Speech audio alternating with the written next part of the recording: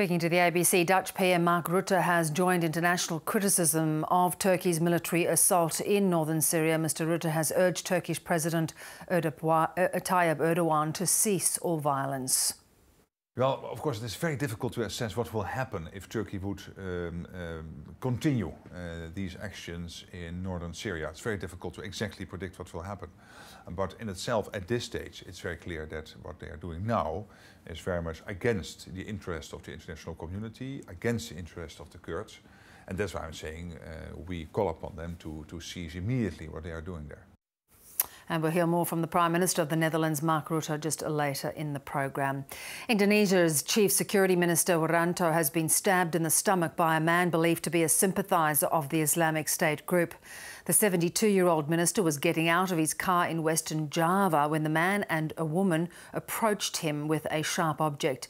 Joining us now is our Indonesia correspondent, Anne Barker. And what do we understand happened? Bev, we know that Wiranto, the security minister, was giving a public lecture at a university in Western Java. He had got into his car and driven to a heliport to come back to Jakarta. And as he got out of his car, these two assailants approached him.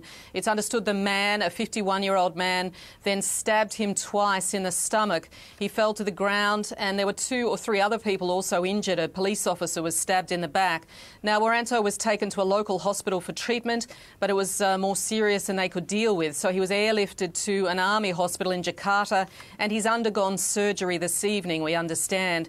He's in a stable condition and we understand the injuries are not life-threatening, but certainly the bigger concern, of course, is just who these people were. The police chief, the national police chief, Dedia Prasetyo, has said that it's understood the assailants were radicalised by Islamic State. And do we know or have any idea as to why he may have been the target? Well, look, there have been attacks before on police by Islamic State sympathisers, by other terrorist groups in Indonesia. This is the first time we know of where they've actually targeted a government minister. But as the security minister, Wiranto does have coverage or carriage of the police. Now, he's also, it's no secret that he is hated by some of these extremists.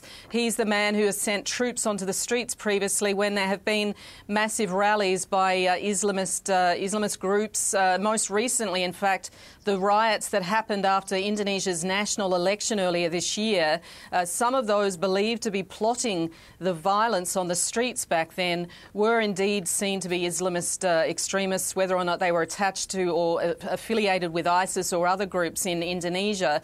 They certainly were regarded as extremists, and they had in fact plotted to kill 4 government leaders, including Wiranto. So President Joko Widodo has this evening vowed to hunt down those who are behind today's attack. Good to talk, Anne. Thank you so much for that update. Well, the Democratic presidential contender Joe Biden has called for Donald Trump to be impeached for the first time. During a campaign event, the former vice president said Mr. Trump had already convicted himself. Donald Trump has violated his oath of office, betrayed this nation, and committed